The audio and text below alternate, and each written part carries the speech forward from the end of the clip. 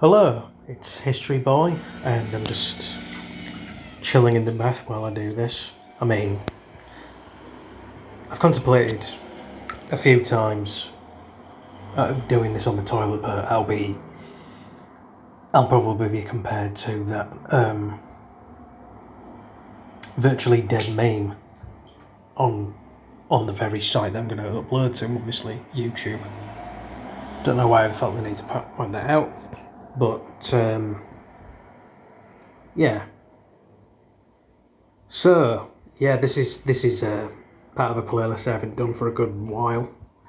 Bad Blokes, episode 5 now, and today we're going to be talking about Tony Tursi.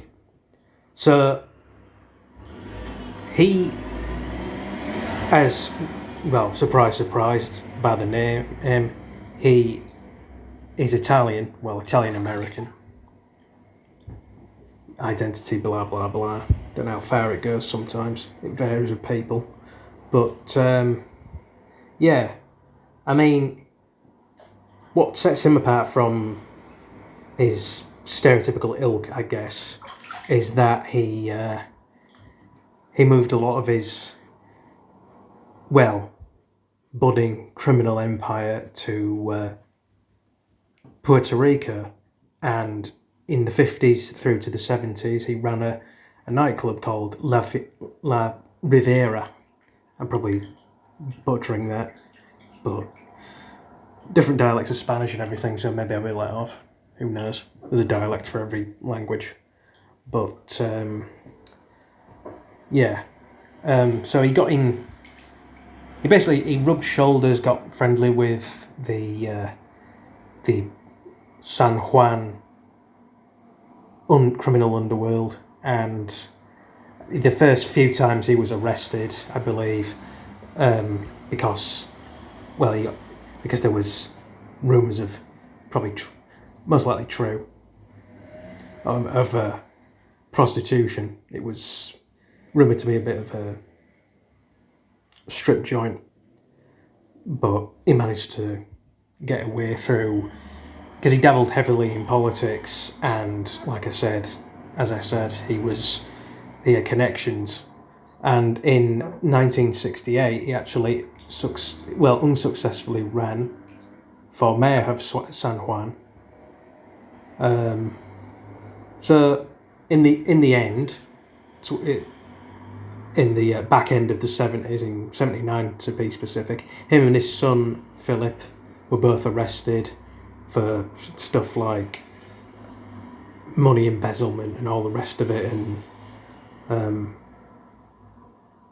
mean, there'll be more information in the sources I put in the description, but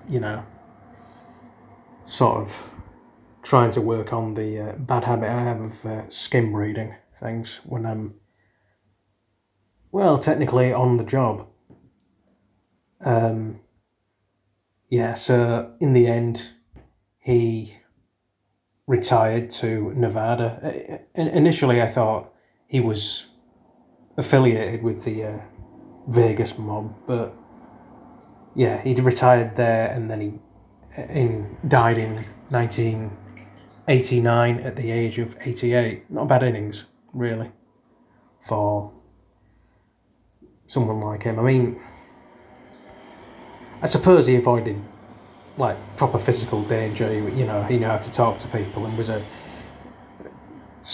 sleazy politician, probably consigliere type, and stuff like that.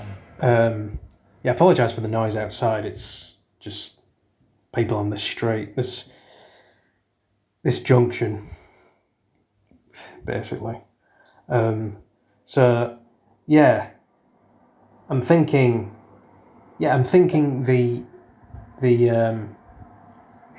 a little bit of his stuff was used as a basis for some of the stuff that was happening in Casino, because I've watched it way too many times. I mean, spoilers for anyone who's still looking to watch it. you know, if they're on a Martin Scorsese film fest and they haven't, you know, they haven't come across, they haven't, had the chance to watch Casino for the first time. There's a bit in it where some old timey mobsters who were trying to, they made a decision to eliminate loose ends and potential risks and rats and whatever they call them. And there's a bit in it where one of their guys, his son, gets pinched on a drug charge, and he's there in not Puerto Rico but Costa Rica, which, you know, it's almost like an X-Pie for the real stuff. So I wonder if there was a slight nod to Tursi in that, along with the son, you know, being sort of almost like the apple not rotting far from the tree, you know, being a criminal like his old man. But maybe, I mean, there's loads of conspiracy stuff around that sort of walk of life. Personally, I think this might be the movie Casino basically influencing my, not judgment, but, you know, it makes you think, because Scorsese does a lot of nods to real things, to like proper mobster stuff, but I didn't quite say it word for word, but it's like, oh, it's that guy that got whacked in, you know, that way and whatever. But I'll get back to it. I think probably when he moved to Nevada, he probably was some kind of advisor, consigliere kind of person for the Vegas mob, or what was left of them at the time, because their heyday was like in the 50s, because they kind of followed Bugsy Siegel's, you know, the Jewish gangsters, kind of what he set up there. Yeah.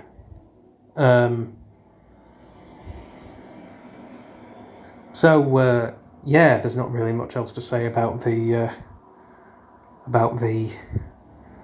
sleazy mob politician Tony Tursi. I mean, in a weird way, there's a bit of like a almost respect for the bloke, really, because, well, he saw where the money was, and like, to me, he was the kind of guy that somewhere umming and ahhing, just all this noise and what have you. And this is a bit of an unpulled recording, so I'm like psyching myself up. But yeah, he went further afield than, you know, probably some of the cronies that he grew up around. So and there's not really much on his son, I don't think. I didn't really look into him. Actually, that'd be a good idea for a film or something. Don't steal it, anyone.